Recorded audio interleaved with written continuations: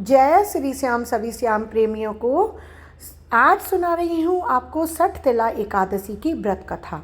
एक समय दालभ्य ऋषि ने पुलस्त ऋषि से पूछा कि हे महाराज, पृथ्वी लोक में मनुष्य ब्रह्म हत्यादि महान पाप करते हैं, पराय धन की चोरी, दूसरे की उन्नति देखकर ईर्ष्या करते हैं, साथ ही अनेक प्रकार के व्यसनों में फंसे रहते हैं, फिर भी उनको नरक प्राप्त नहीं होता। इसका क्या कारण है? वे न जाने कौन सा दान पुण्य करते हैं जिससे उनके पाप नष्ट हो जाते हैं। यह सब कृपा कर कर मुझे बताइए।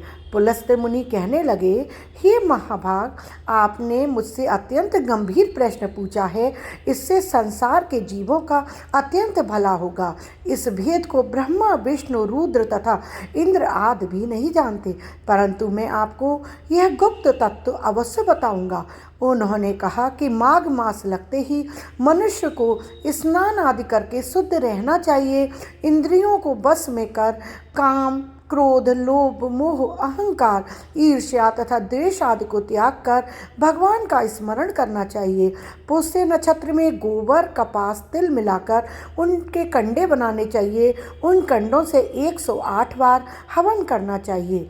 उस दिन मूल नक्षत्र हो और एकादशी तिथि हो तो उससे अच्छे पुण्य देने वाले नियमों को ग्रहण करें।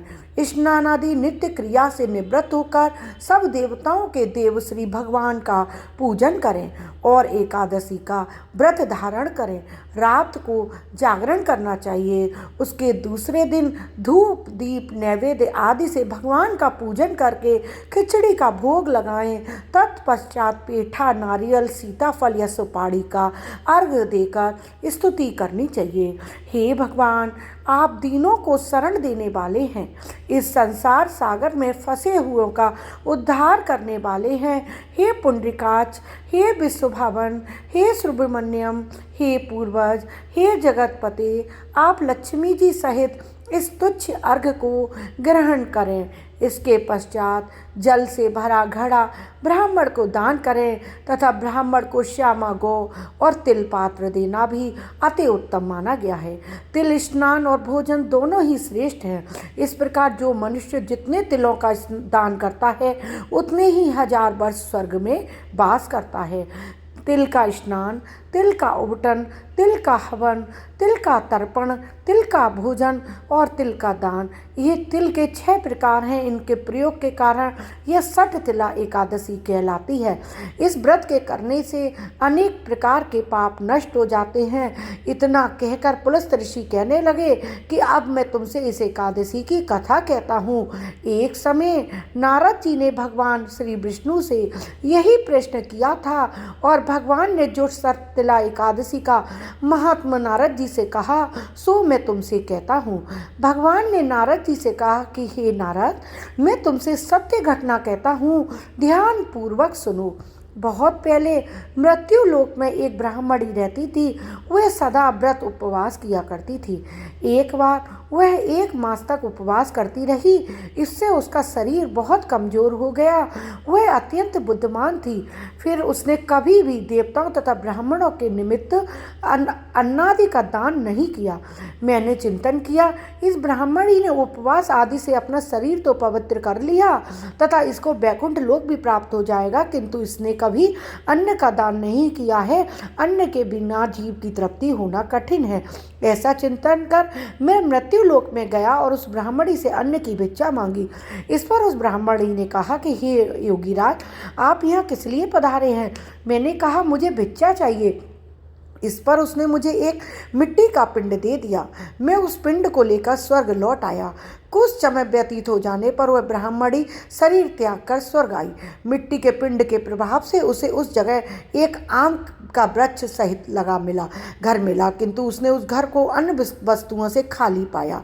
वह घबराई हुई मेरे पास आई और बोली, हे प्रभु, मैंने तो अनेक व्रत आदि से आपका पूजन किया, किंतु फिर भी मेरा घर वस्तुओं से रिक्त है।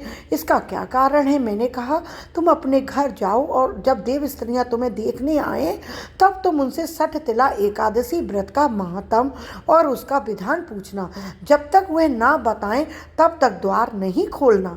प्रभु के ऐसे वचन सुन वह अपने घर गई और जब देव स्त्रियां आईं और द्वार खोलने के लिए कहने लगीं तब उस ब्राह्मणी ने कहा, यदि आप मुझे देखने आई हैं तो पहले मुझे 60 तिला एकादशी का महात्म बताएं।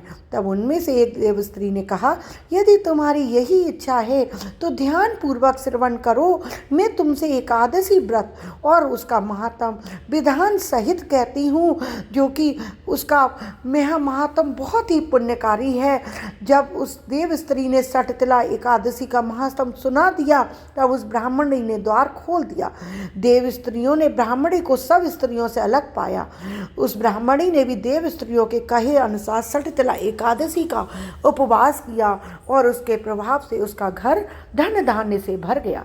अतः हे पार्थ, मनुष्य को अज्ञान को त्याग कर 60 तिला एकादशी का उपवास करना चाहिए। इस एकादशी व्रत के करने वाले को जन्म जन्म की निरोगता प्राप्त हो जाती है। इस उपवास से मनुष्य के सभी पाप नष्ट हो जाते हैं। जय श्री राधे राधे राधे। आपने मेरा चैनल लाइक और सब्सक्राइब ना किया हो अभी तक तो प्लीज़ ज़रूर कर दीजिएगा। राधे राधे।